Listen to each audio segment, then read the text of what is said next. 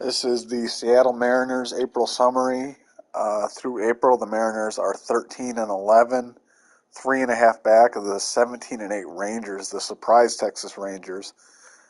The thing to really note here is not Seattle Mariners related. It's the Oakland A's are 3-23, on pace for the worst record in baseball history by a long shot.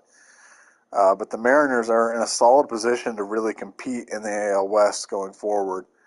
We're going to take a quick look at your lineup. Adam Frazier has been really solid in the leadoff spot. Julio Rodriguez isn't hitting for much power yet, but the average and on-base percentage are there. Mitch Haniger has been fantastic. He's an early MVP candidate the way he's hitting. Jesse Winker has struggled a little bit. He's still hitting for high on base and a little bit of power, but the batting average hasn't been there. Ty France at first base has really struggled. He's really struggled. If you're looking to upgrade somewhere right now, first base might be it. Left field, Kyle Lewis has been great to the point we're going to move him up to fifth in the lineup and drop Ty France down. In the 7-hole, you got Eugenio Suarez, who's not hitting particularly well at all. Is not even hitting for power at this point.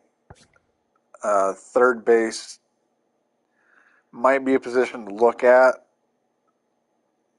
He's still got huge power potential. Like I would let him get some more bats for right now, but it is a position to keep an eye on moving forward. You got Cal Riley at catcher.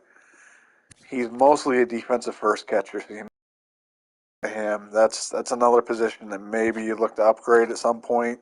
He is only 25. He should get a little bit better, but right now you're not getting much offense out of him. And in the 9-hole, J.P. Crawford has been pretty good. Pretty good. That's about what you expect out of J.P. Crawford.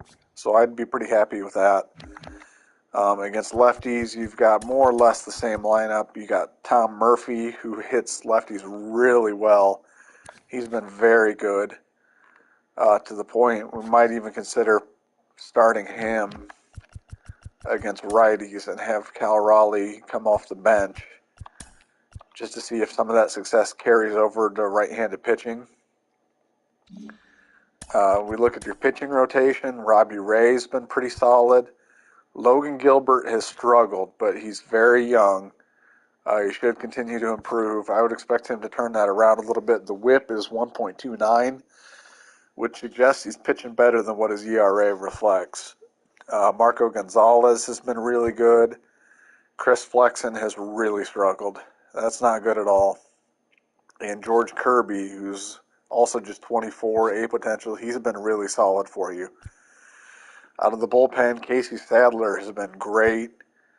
Sergio Romo has struggled a bit in only 6 innings. Justice Sheffield has gotten a lot of innings. He's eaten up a lot of innings for you right now. And he's been okay. Nothing special. At this point, you probably need another long reliever. These guys don't go very deep into games. So that might be something to look at. Maybe if you add a starting pitcher, you can move Chris Flexen to long relief. He might be better suited for that. Andres Munoz has been pretty good. Drew Steckenrider has been really good. Diego Castillo has been pretty good. And Paul Sewald has been good as your closer. So your pitching rotation is pretty solid. At this point, I think you just need a starting pitcher or a long reliever, depending on how you feel about Chris Flexen moving forward. And that's been the Seattle Mariners April review. If you want to change anything, make a trade, change the lineups, pitching rotation,